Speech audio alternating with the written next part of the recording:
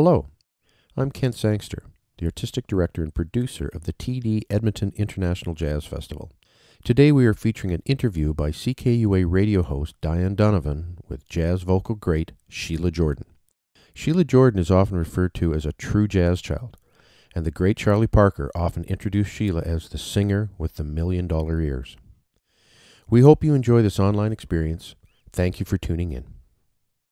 Dianne Donovan for the TD Edmonton International Jazz Festival and CKUA Radio. And I am so pleased to let you know that we are here today with the great Sheila Jordan, one of the all-time great jazz singers and such a font of knowledge on jazz and on people in jazz. And it's so great to see you. You look wonderful. You should talk. Look at you. Look in the mirror. Oh, you're beautiful as ever. Oh, you're so very kind. For those of you who are just being introduced to Sheila Jordan, she was born in Detroit, Michigan, in November of 1928. Sheila Jeanette Dawson, and she is such an amazing singer. She's been singing since she was a very small child, supporting herself since the age, I believe, of 17, singing. Correct. Odd jobs, and she got to study with some of the greats, actually perform with them, which is another form of studying. She was the first female jazz artist to have her name on the Blue Note album. That was Portrait of Sheila in the early 1960s. She took a break to raise her wonderful child, her daughter, and did other jobs to support her jazz singing. But you never stopped singing throughout, correct? No, I always had an office job, even when I was 17 years old. When I left home, I was out of high school. I got a job immediately because I took a commercial course in high school, typing and filing and that kind of stuff. Because I knew that, I was going to have to work. Mm-hmm. I mean, I've been supporting myself since I was 17. That's when I graduated. Well, and we... I always had a job. I always had an office job, but I always found a place to sing, even though it paid very little, in other words, by the time, after my daughter was born, I mean, her father left us because he had a very serious drug addiction problem, and I didn't want to take him to jail for support or anything. I really felt sorry for him. So I supported my daughter by myself. So I had an office job, the same as I had before I had my baby. I just worked in an office all my life, because I needed to make money to live. And that's what I did. But as I said, there was this club in the village called the Page 3, and I got a job there 2 nights a week. I auditioned, they liked what they heard, and they hired me and called me a new note in jazz. And I worked there, and I worked with some great people. I worked with the wonderful Herbie Nichols. He was one of the pianists. Absolutely. At one time. So I would try out songs that I loved and I wanted to sing, and I'd try out ideas, and it was just a great place. And it only paid $6 a night, but I didn't care. I wasn't doing it for money to support myself. I was doing it to support my art, to make it part of my life, to make this music, which I knew at the time I first heard it. When I was 14, I heard Charlie Parker, a record playing Now's the Time, and when I was in high school. And I said, oh my God, I always sang, but I didn't know what I wanted to sing. So I heard Bird, and I said, that's the music I'm going to take my life to. So when you were 14, I know we've had the opportunity to chat in the past, but when you were 14, did you hear Charlie Parker live, or it was on a recording at that? No, I was too young. Sorry? I heard him on a record. Okay. And it was Charlie Parker and his Reboppers. Not even beboppers, Reboppers. Now's the time. Actually, last summer, a friend of mine gave me a present at a concert. I was doing a concert, a bass and voice concert in Massachusetts. And he came up afterwards, or during, before we went on, he came up to the dressing room and said, I got a present for you. And he said, open it. I said, can I wait until after? He said, no, open it now. So I opened it, and what was it? It was framed, Now's the Time, Charlie Parker and his Reboppers. framed. It hangs Oh on my my, wall still. oh my gosh, I bet we I can. was so taken back that I didn't know if I could sing or do the concert. Cameron, I was doing the bass and voice. Cameron said, "You can do it." I said, "Okay." Well, I know. That's okay. You've worked with so many of the greats, and so many people influenced you. I know about George Russell, and my goodness, and you studied music theory with Lennie Tristano, Charles Mingus, and but we really wanted to talk. Let's study with Mingus. Oh, okay, that's a mistake. I know somebody wrote that. No, Yeah. the only Okay. person that I ever studied with was Lennie Tristano. Charlie Mingus took me to Lennie Tristano Got it. and Max wrote to because I was looking for a teacher, but I never took lessons with Mingus, but I did sing with him. Well, what did you learn from Lennie Tristano? Could you say it in a sentence or two? What's the single most important Very, thing? very simply, Lennie said, "Sing you, be yourself. Don't imitate anybody else." That was it. Wow. And I didn't do that anyway. My first lesson was learn Charlie Parker's "Now's the Time." And I said, "I know it." And he said, "Well, sing it." I said, "Okay." So I sang it. So he said, "Oh, you do know it." I said, "Yeah." So he said, "Okay, then I want you to learn Prez's Lester Leaps In solo." I said, "Oh, I don't know Prez." He said, "Okay, that's your lesson." But he had sessions on Saturday nights because we took our lessons on Saturday with Lennie.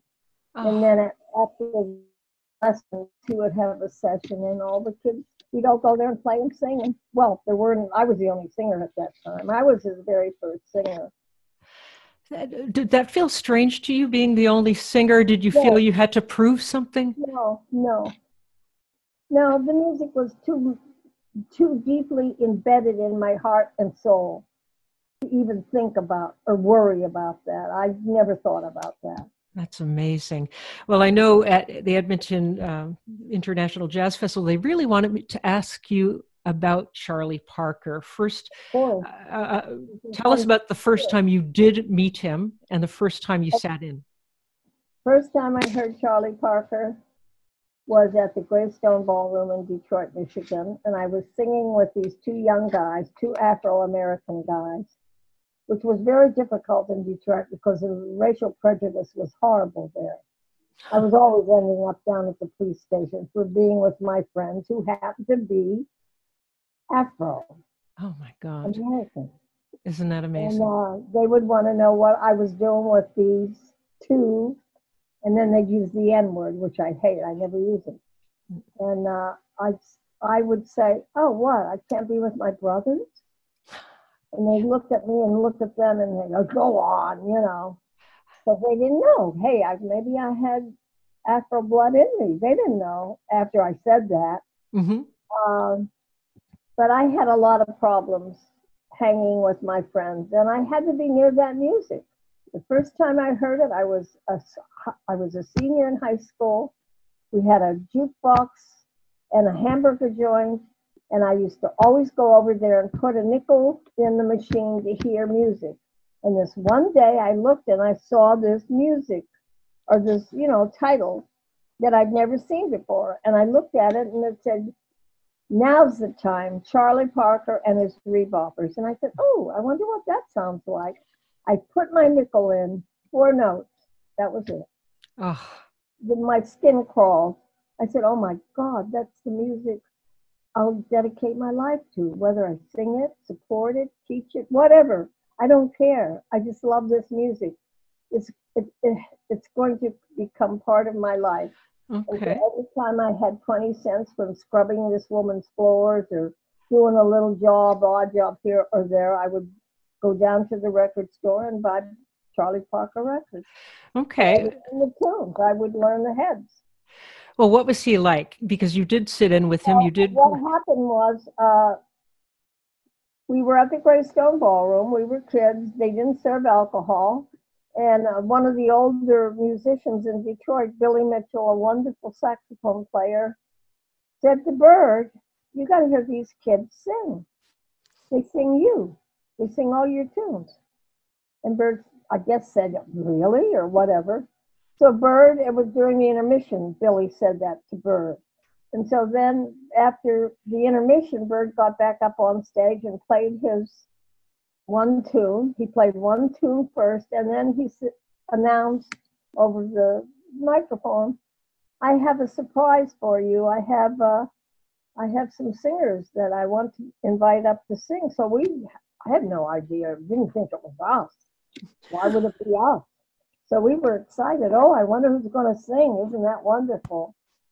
And he said, "You guys," pointing to us. I said, "Oh, shoot." And we got up, and I think we sang. Well, I know we did a Bird tune. It could have been Confirmation, but I'm not sure. But I think it might have been. And so we sang, and that was it. Bird loved us and gave us each one of us a hug. But because the three of us were Bird freaks.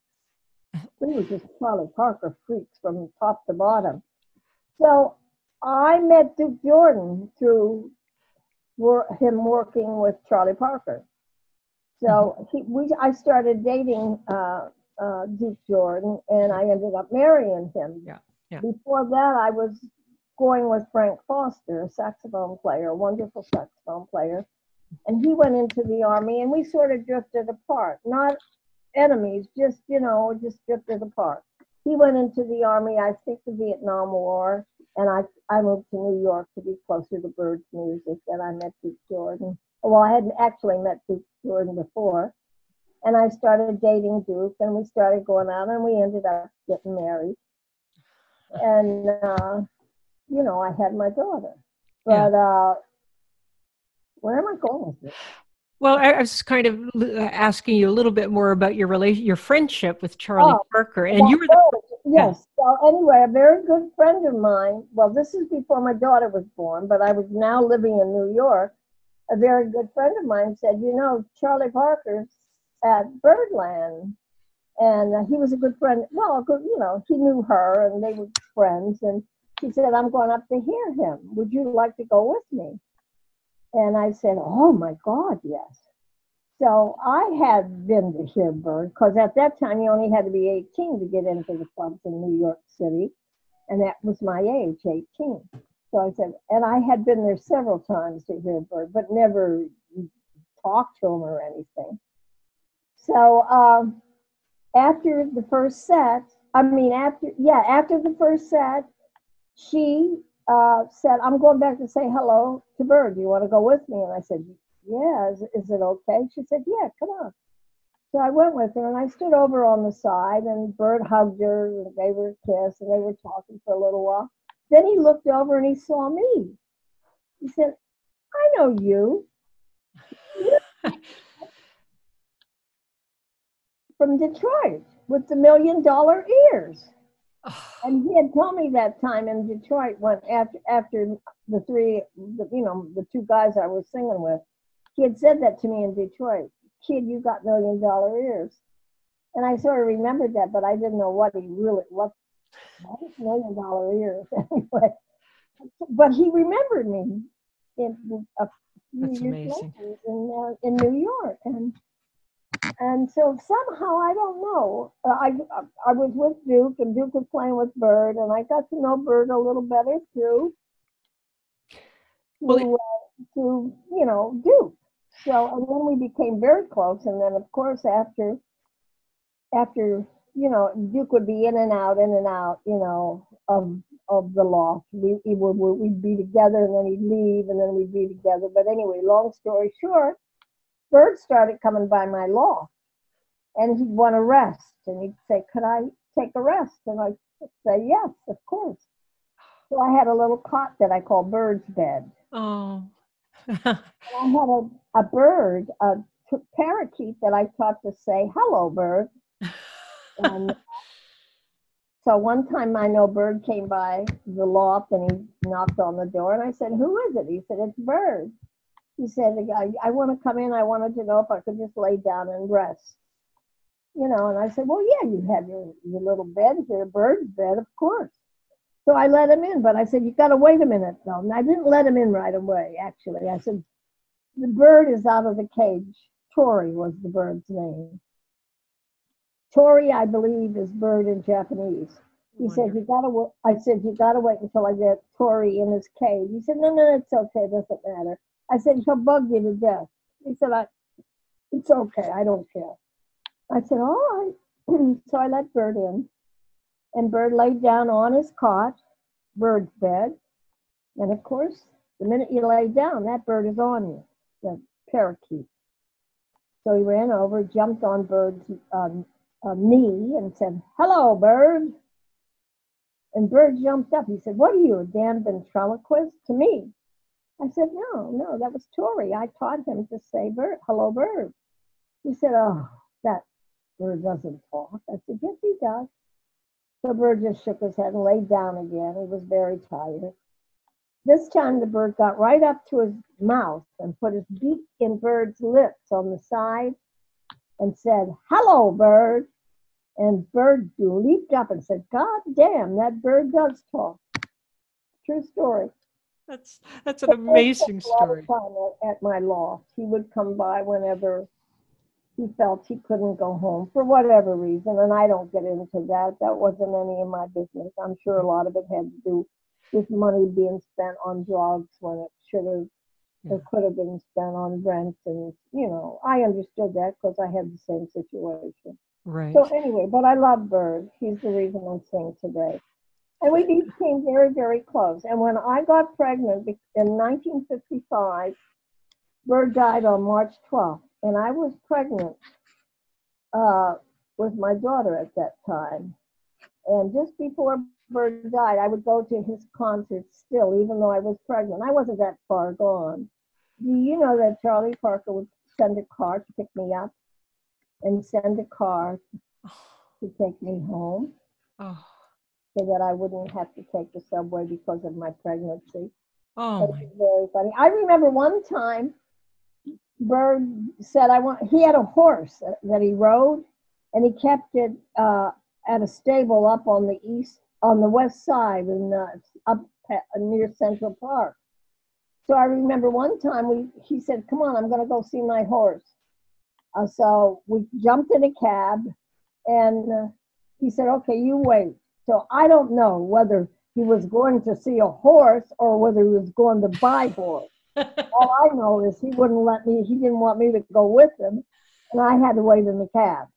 So I waited in the cab, and eventually he came down, got in the cab, and we got to, we got downtown. I guess we went to his place first. He was going to go home first, and then he was going to pay for the cab to take me home.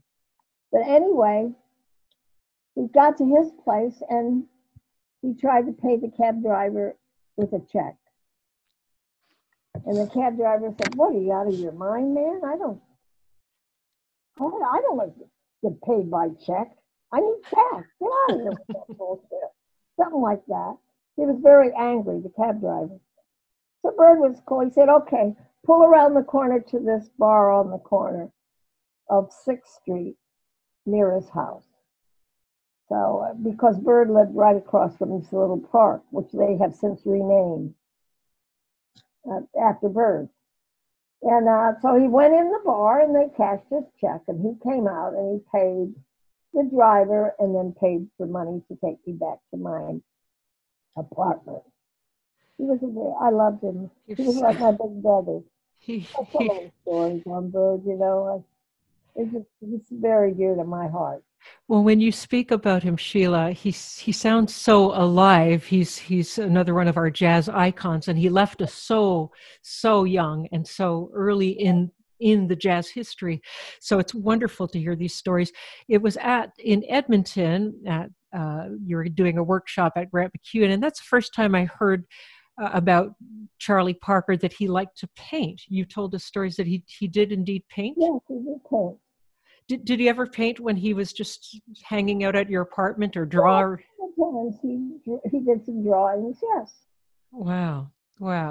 And how do you think, was his paintings, was that reflected in his music or vice versa? Was there something? Well, I think his music was number top one. Yeah. And then the painting, because at that time, my loft was, every floor was an artist, was a painter. And so that was, and they all loved Bird. They all loved his music. And so, you know, not only did he come see me, he also found out there were a lot of artists. So he visited the artists also. And I don't know whether he was into painting before or what, but I know that he started painting himself. Okay.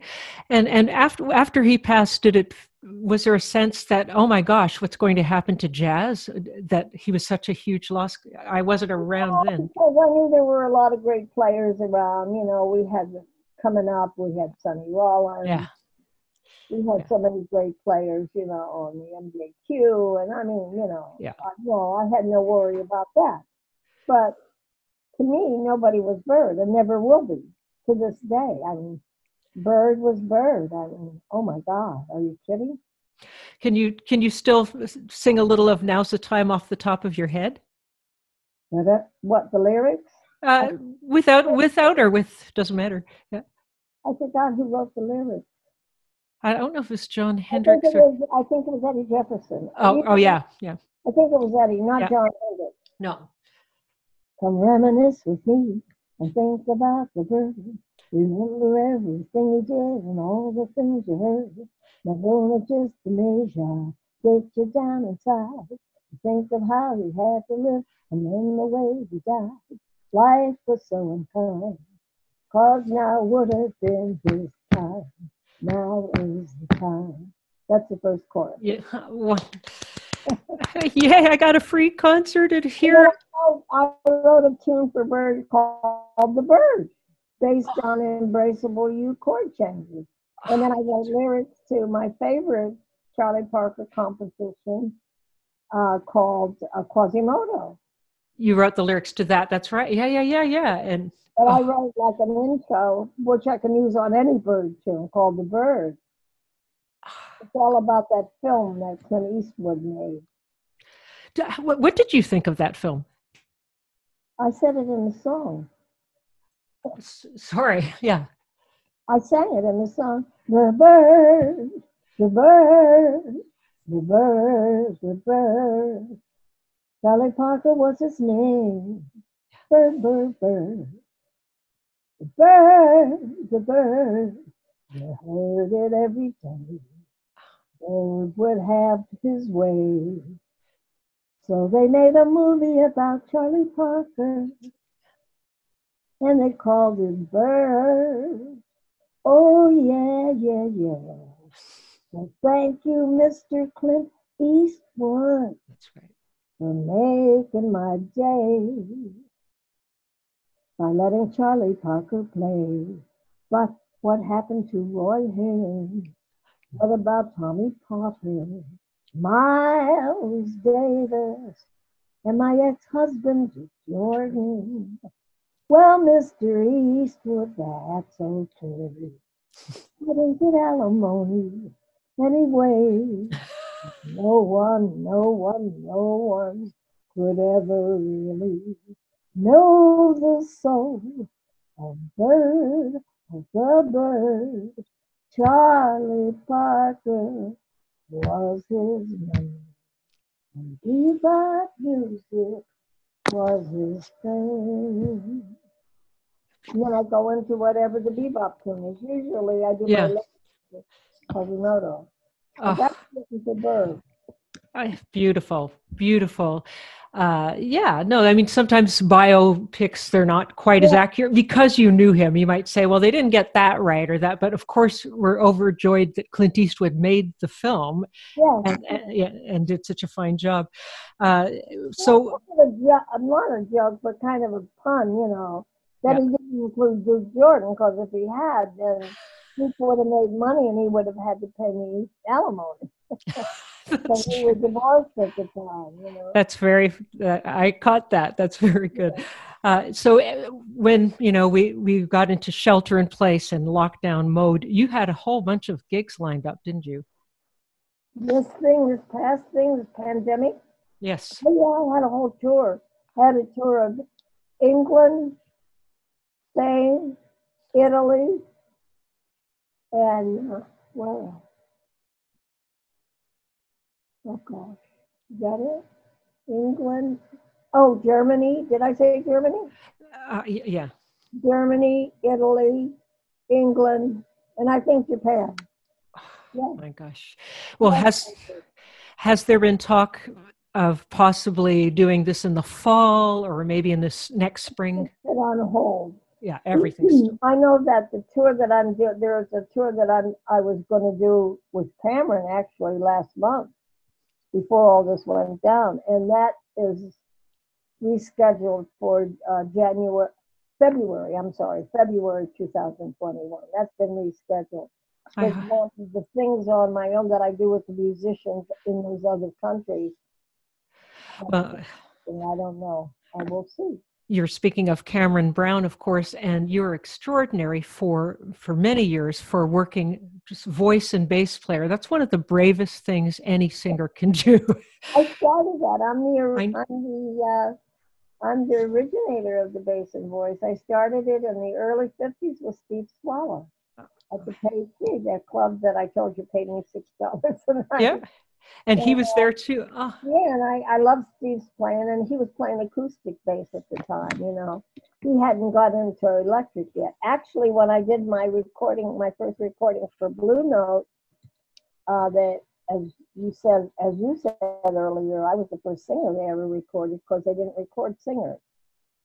But they came down, they heard me, and they were very interested, thanks to George Russell, who made a demo tape of me and took it to different places. He took it to them, and he took it to Quincy Jones, wanted to record me too, but I'd already signed with Blue Note. But anyway, I wanted to do bass and voice with just Swallow. And George arranged for me to do a trio with guitar. Now, I don't know if guitar, trios, and voice were even recorded in jazz at that point. I don't think they were. I think it was the first one. I think it was before Ella's. Yeah. I mean, she did one with a great guitarist. I can't remember his name offhand. Yeah. I know. And later, everyone did. Sarah with Joe Pass, yeah, Sarah Vaughan, Joe Pass. Yeah. But yeah. I know that I think I was the first one to do it. I believe so. And George Russell's doing. And of course, I said, well, could I just do the bass and voice? And I remember Alfred Lyne said, I don't think they're ready for that. But eventually they were. But eventually, well, you know, I said, yeah, well, that's the only way I'm going to record. If you don't want it, then okay. But then I was with ECM because I had a group with Steve Kuhn. And it was Steve Kuhn, and I was one of the instrumentalist soloists with his group, the Steve Kuhn Quartet. And we recorded for ECM. That was a very special connection as well. He's wonderful. I love that group. Bob Moses, incredible. Yeah. Harvey S. Yes, Harvey S. too. Actually, that's when I started doing bass and voice again, because we were on tour a lot, and so we had time, and he and I used to get together, and I'd say, have you ever thought that you might like to do bass and voice? He said, yeah, but we'd have to practice. I said, of course. So, and Harvey was very instrumental in getting a lot of the arrangements that I do with bass and voice together, because I had a lot of arrangements too, but we would work together and work things out. So he's a great musician and a great player. Well, but then he got busy with his own music and decided he wanted to spend more time on his own music, and I understood that. So I said, well, you know, I started this bass and voice years ago, before you and I. Yeah. I started it with Swallow way back in the early 50s. I'm not giving it up. Good. And I found Cameron Brown, and he's been with me ever since. That's wonderful. Well, I hope we get to hear you perform with Cameron Brown within the next year. I certainly hope so. I had to think, you reminded me of 1985, the workshop I did at Grant McCune with you in Edmonton. That's one thing you said. First thing you do, singers, learn the bass line to every tune. Learn the bass line. It's invaluable. Original melody. Yes. Original melodies of tunes are stepping stones to improvisation. Mm-hmm. That's a statement of mine, and you can quote me. I will. Learning the melody, the original melody notes of songs that you want to play or sing are the stepping stones to improvisation. If you don't know what was there before, there's not many places you can go. Hear, hear. So that also includes chord changes, but you really should know the original melody. Wow. Well, getting back to George Russell, I have to think if Charlie Parker was like your big brother, it sounds like George Russell was like your godfather, like helping you get. It's incredible. He's the reason I ever recorded. He came in to hear one of his students at the Page 3 who was playing piano, Jack Riley. Herbie Nichols played also, but that was another night. But Jack played, I think, on one night, a jam session night on Monday, and George Russell came in to hear him because Jack was George's student, and he heard me. And during the break, he came over and said, "Where do you come from to sing like that?" And, you know, I was like, oh, God, who's this dude? You know, I didn't know him from a hole in the wall. And I said, where do I come from? Man, I come from hell. And he just looked at me. He said, hey, could I visit hell with you one day? And I thought, what is this kid? What is this guy kidding? You know? Yeah. But I gave him my phone number, and he called me. And sure enough, he took me back to Pennsylvania, where I spent my childhood until I moved to Detroit. I moved to Detroit when I was 14. Right. But before that, my mother couldn't take care of me because she was only 17. So she sent me to my grandparents, and so they took care of me. And I grew up in the coal mines in a very poor, alcoholic family. No food half the time, no heat. It was rough living. But how did I get through? I sang all the time. I was always singing songs, and if we had our electric and it wasn't turned off for non-payment of bills, they would have a hit parade on Saturday, and there were a lot of great songs coming up at that time. All these great composers like the Cole Porters and Rodgers and Hart, they were all coming up famous, you know. So I would try to learn these tunes real quick, and then they had a book that you could buy with all the lyrics. And somebody was kind enough, I can't remember who it was, but they brought me that book so I could have all the lyrics to all the tunes. And they were all these great tunes, you know. Well, not every tune. I couldn't sing every tune, but a lot of them, that's how I learned. I learned from that. That's so wonderful. Well, I know that, I know I said I'd keep it brief, but I know that you said your grandparents raised you, and your grandfather used to call you Little Song. And yes, that's he did, because I was always singing. So he called me Little Song. And, you know, on my grandfather's side, I'm from Native background. And my 4 or 5 generation grandmother is Queen Aliquippa of the Seneca Nation, which is in Pennsylvania. And she was so strong. She was a very strong woman. And she had her first drink of alcohol from George Washington. He went to visit her because she wanted to meet him, and he wanted to meet her because she was a powerful woman. And he took her a bottle of rum. And she'd never had alcohol before. So I said, thanks a lot, George, for making my family alcoholics. Well, hopefully not, but this is coincidentally, this interview happens to be, it's going to air on Sunday, June 21st on CKUA, and that is in Canada, it's National Indigenous Peoples Day. So I did want to ask you about that. Do you feel that a spiritual connection? With the Native side? Yes. Oh, absolutely. You know, I do this whole improv on Native. Yeah, oh yeah, it's in my blood. It always has been. That's so amazing. When I was a kid and I used to sing all the time, I would make up these. It's kind of chants. Yes, I would make up these chants, and as I said, it kept me strong. You know, because I was very unhappy and I was hungry a lot and cold a lot, you know, so it was rough. And we got teased a lot. We were called half-breeds. Just like that song Cher sang. Yeah, we were called half-breeds. So I know that whole prejudice thing, that whole race thing. I know what that is, you know. Yeah.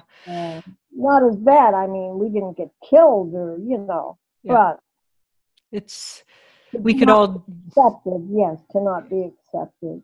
Right. And I remember that they used to say about my family, my grandfather and my family, they used to say, you can't give those half-breeds fire water. Don't give those half-breeds fire water. But my grandfather wasn't a mean man. He'd get drunk, but he'd sing. He wouldn't get violent or anything.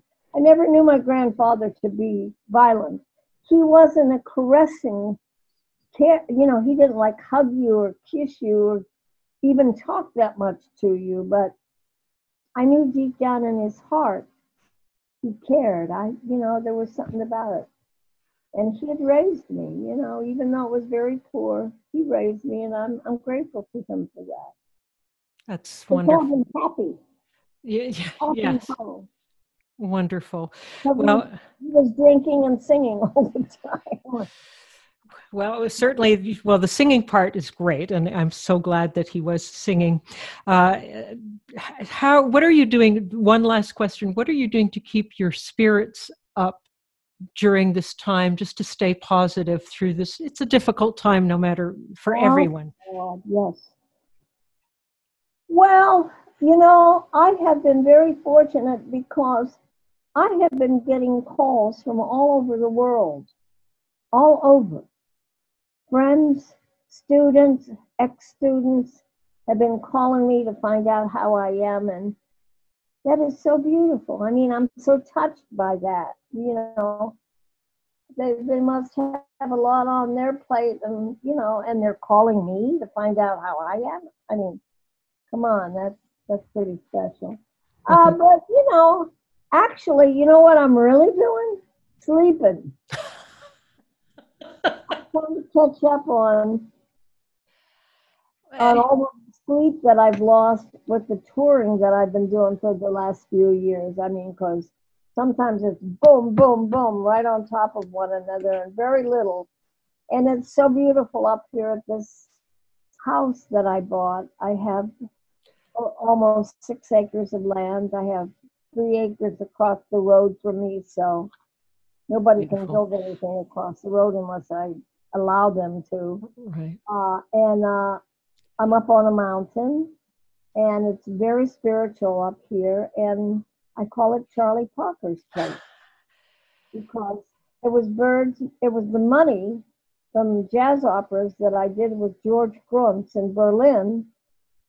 The money I made from those jazz operas and also teaching in Graz, setting up a workshop there in the early 80s, that money that I saved is what bought this house. So that's why it's called Bird. Well, it would be called Bird's Place anyway. But it was not from my office job or my typing or anything. No. Understood. Yeah. Of course. Yeah. Well, I imagine there are many birds on your 5 or 6 acres of land. Oh, yeah, there's a lot of them out here. There's blackbirds, and I like to got that blackbird singing in the daytime. I like to sing to them. Well, Sheila Jordan, I want to thank you so much for taking the time today. Love you so much. You're such a. You. I hope you know that. I feel it. Keep singing. Definitely. No excuse. We need you. Yes, ma'am. You're the boss. Thank you so much. And it was a real joy. I love you. Love you too. Thank you. Take care. You know where I am. Yes, I'm hoping that we'll be open in New York around your day, and I'll try to see you again at the Blue Note or wherever you're playing. Fantastic. I would just love to see you. Give you a big hug. Okay. Bye-bye for now. Stay well, stay healthy, stay safe. Thank you. You too, dear. Bye-bye. Bye for now. The TD Edmonton International Jazz Festival would like to thank Sheila Jordan and Dianne Donovan for sharing such a wonderful and insightful interview with us today. Please visit edmontonjazz.com for more of your jazz online experiences.